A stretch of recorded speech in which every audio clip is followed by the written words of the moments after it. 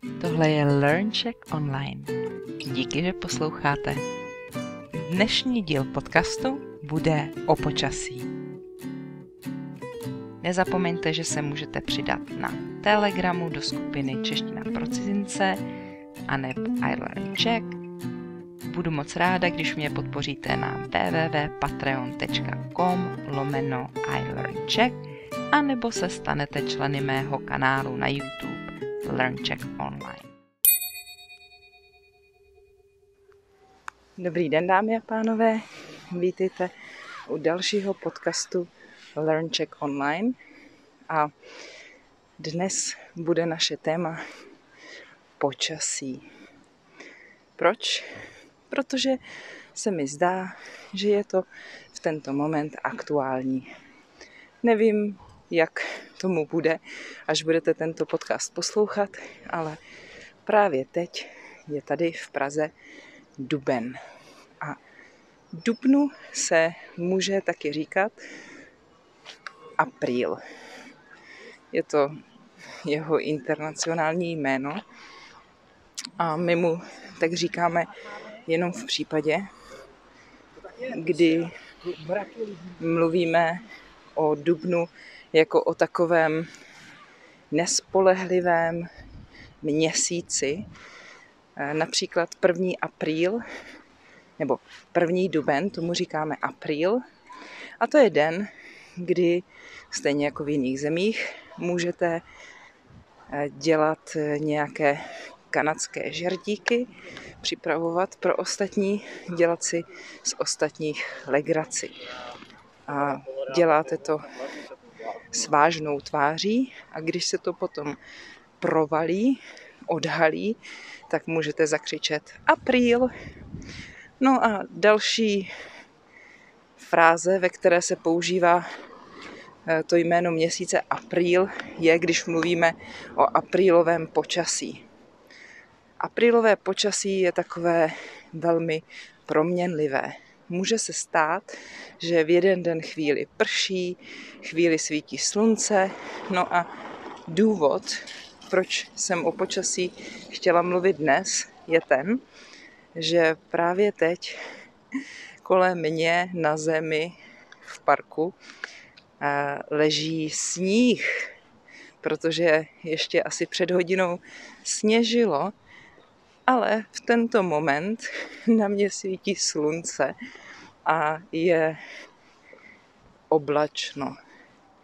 Takže vidím modrou oblohu, na které plujou bílá nebo šedobílá oblaka. Tak pojďme si říct k počasí trochu více.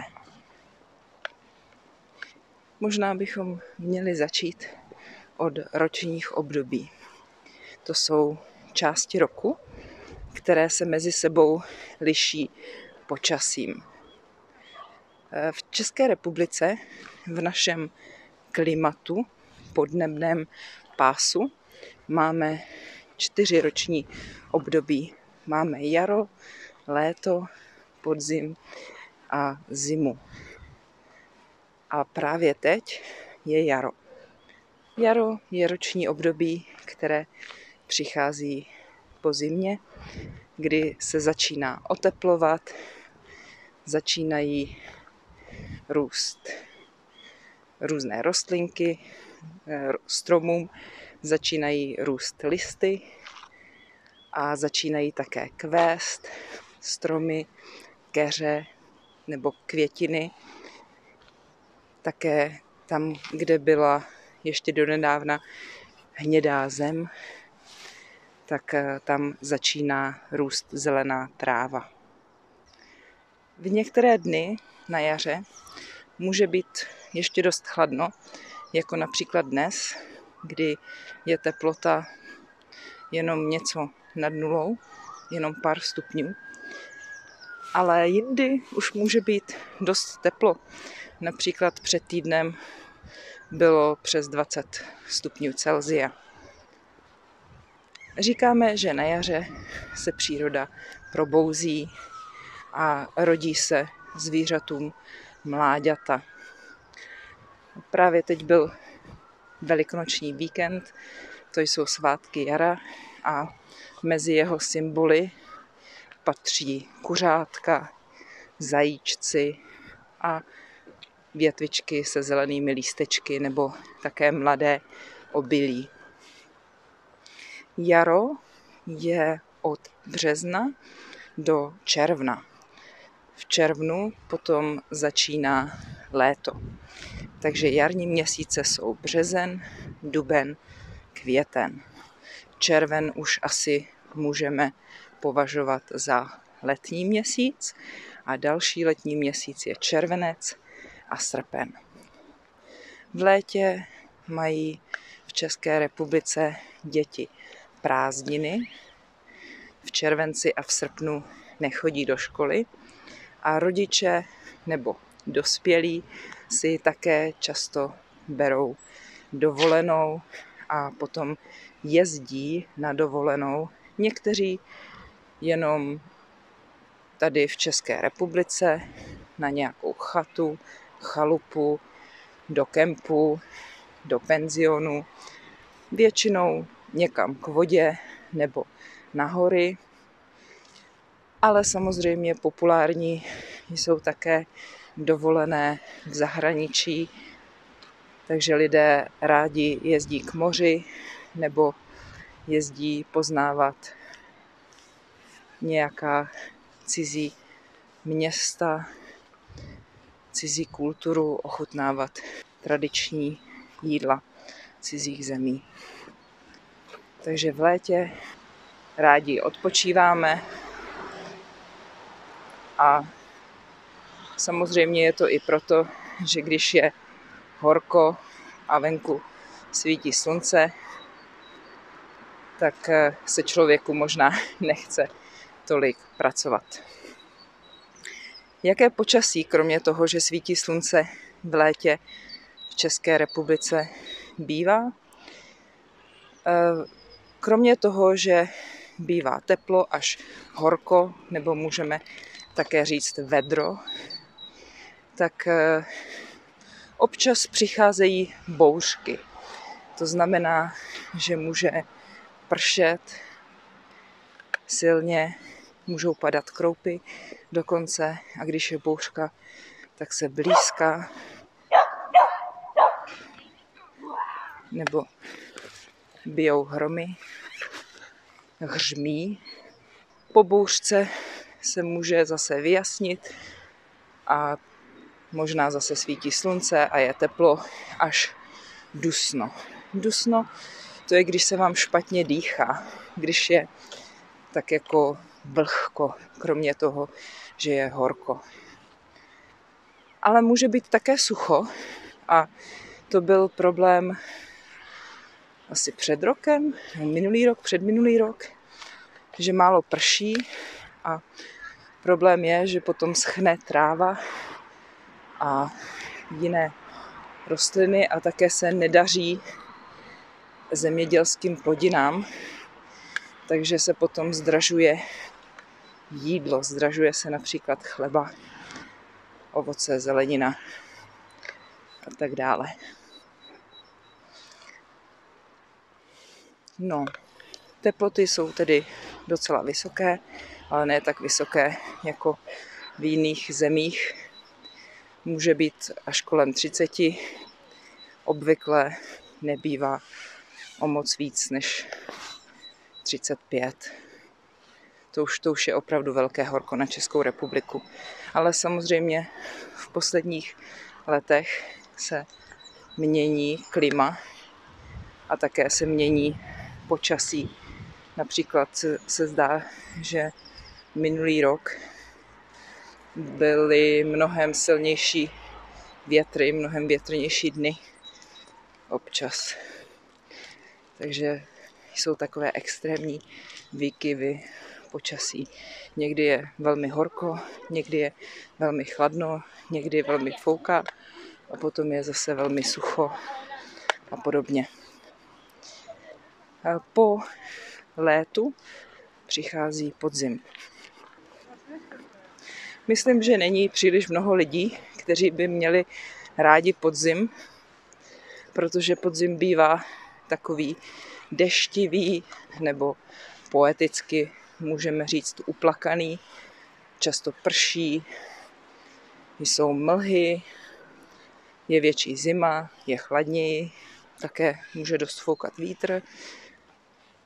Ale co je na něm krásné, když ještě není taková zima, tomu se říká babí léto, když se trošku ochladilo oproti létu, ale ještě pořád je docela teplo a stromy začínají měnit barvu, začínají žloutnout, oranžovět, červenat.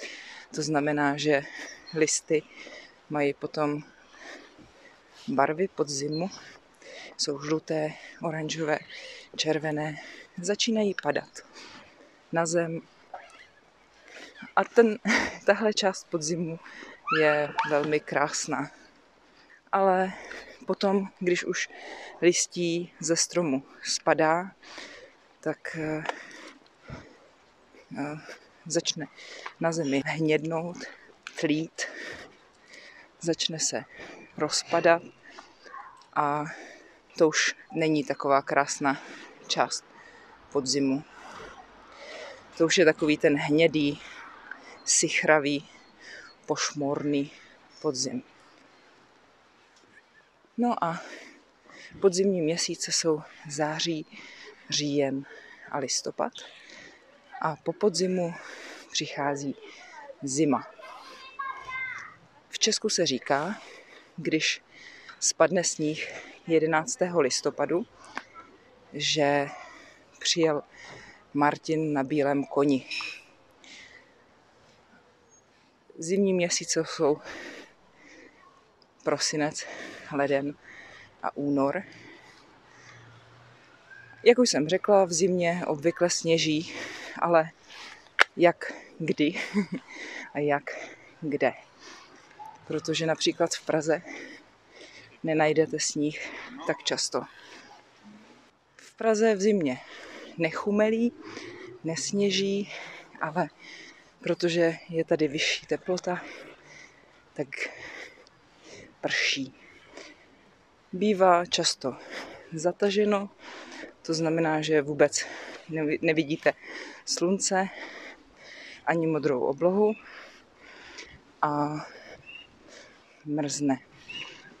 Když mrzne, tak se z vody stává led a mráz vás tak štípe do těla, do kůže. Je dobré se dobře teple obléct, když mrzne, když je velká zima. Můžete říct, když je velký mráz, že mrzne až praští. Ale samozřejmě v zimě jsou nejdůležitější svátky v Česku. To jsou Vánoce a potom Nový rok. Takže hodně lidí má zimu rádo. Také proto, že když napadne sníh, můžou jet lyžovat nebo sáňkovat nebo běhat na lyžích a nebo můžou také bruslit. To znamená jezdit po ledu v takových speciálních botách, které mají dole ostří. Zapomněla jsem říct, co lidé dělají na jaře nebo na podzim. Na jaře, jak jsem zmínila, jsou Velikonoce a také je potom 1. máj, kterému říkáme lásky čas. Takže myslím, že hodně lidí si užívá jaro, když se příroda probouzí a zelená a všechno kvete. Na podzim ale také můžete dělat něco zajímavého, kromě procházek pod krásně zbarvenými stromy.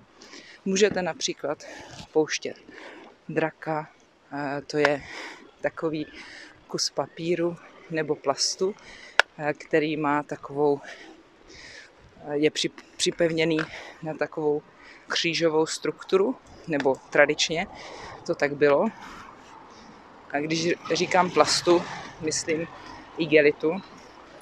Je to takový kosočtverec nebo něco takového přibližně a je to připevněné na provázek a vy stojíte na zemi a protože fouká vítr, tak ten papír vzlétne do vzduchu a vy ho máte připevněný, držíte ten provázek, no a tak pouštíte draka. Ale nevím, jestli to dělá hodně lidí. Musíte někam na kopec, někam na louku, někam za město, abyste to mohli dělat. Takže takové je počasí a taková jsou roční období v České republice. Je možné, že jsem nezmínila úplně všechno, ale doufám, že máte teď lepší představu a znáte více slov. Mějte se krásně a nashledanou příště.